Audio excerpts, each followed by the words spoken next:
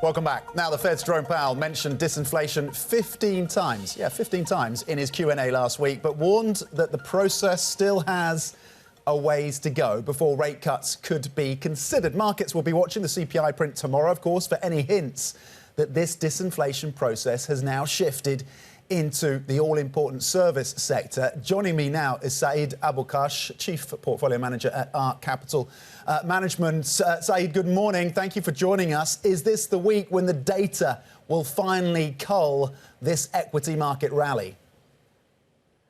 Well, I think that's one of the elements that we're looking at basically in order to gauge exactly where the Fed policy might be over the next coming quarters.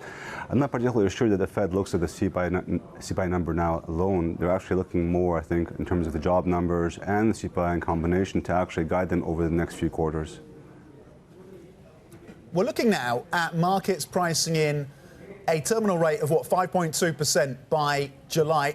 To what extent are the equity market starting to adjust to that reality? Some in the options trading place, of course, option traders positioning for potentially 6%, Saed. What does that level of terminal rate mean for these equity markets? What kind of adjustment would we be looking at?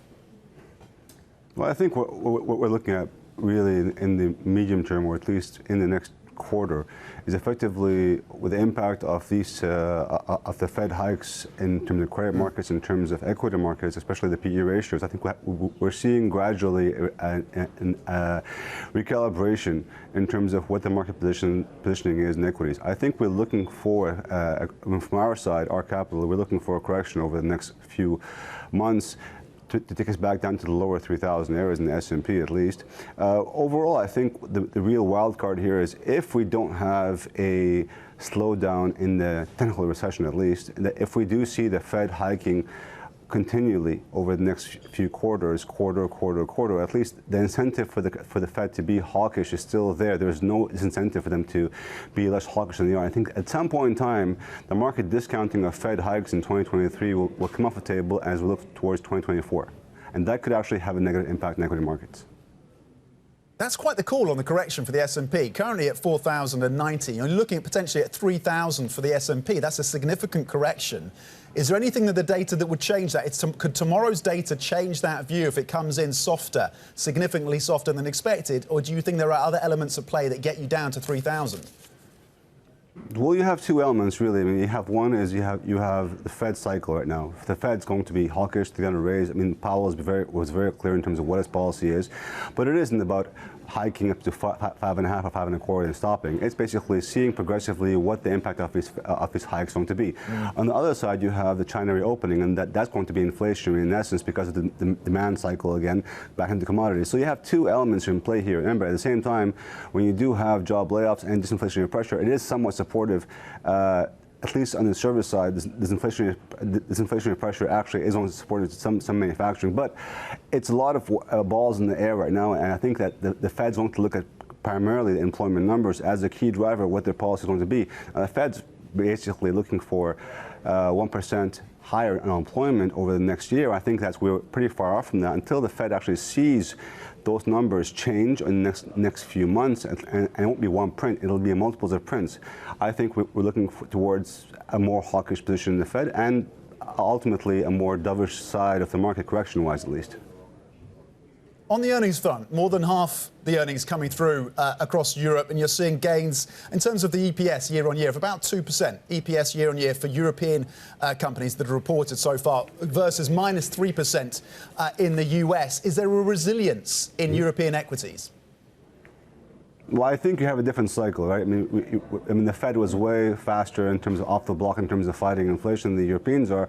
I think over the next 2-3 months, as the ECB puts out their benchmark rates, I think that will begin to feed into credit markets and subsequently to bank lending and subsequently to actually earnings in Europe. I think that's only a function of time as we see the repricing of the curve. At the same time, I think that what you do have in the US, which you don't have in Europe, is effectively a much stronger economy relative to where the rate cycle is.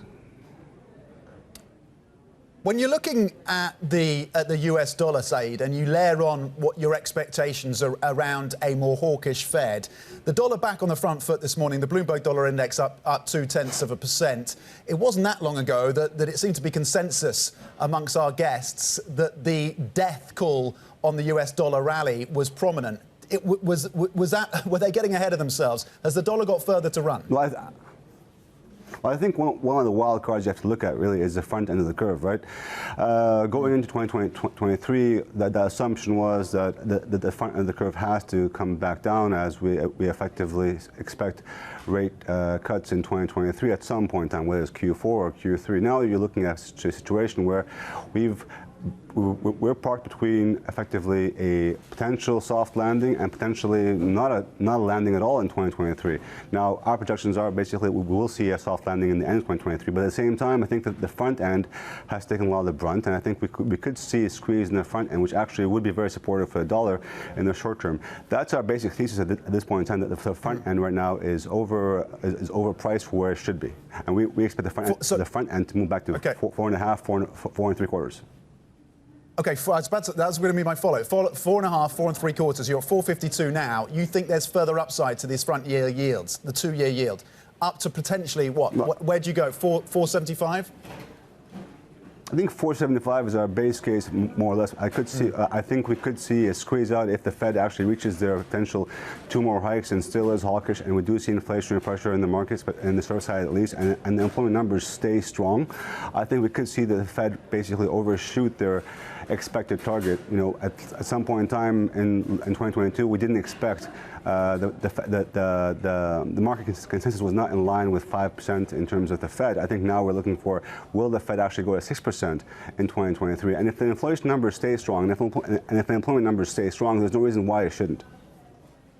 So let's move on from the Fed to the BOJ then, given the news that we got out towards the end of last week. We've already seen last year Japanese institutional investors dumping about, $180 billion worth of foreign debt. They still have $2 trillion worth of foreign debt. What is your level of concern about financial ruptures if indeed yield curve control is dropped, is abandoned, or is gradually moved away from, in terms of the fund flows back to Japan?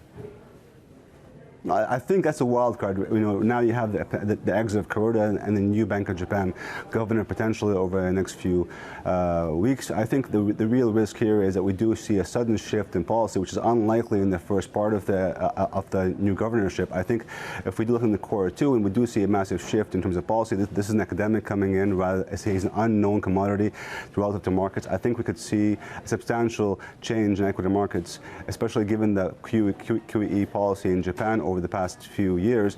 That could be a considerable shift in terms of outflows out of Japan. I think in the short term, though, it's unlikely we'll see a significant shift in the BOJ policy as we basically assess global policy. I think Japan's still lagging substantially in relative terms to its peers. So I think that's still an early call to make. So before we let you go on and bring back your call around the correction, a 20% correction potentially for the S&P, where do you take shelter? How are you hedging? Well, I think the main play for us at the same time is to effectively stay long dollars. We're looking to maintain our long dollar positions. We're looking to selectively be in high yield at this point in time because we don't see a slowdown coming as soon as possible. Those are 2 things we can look at in the short term.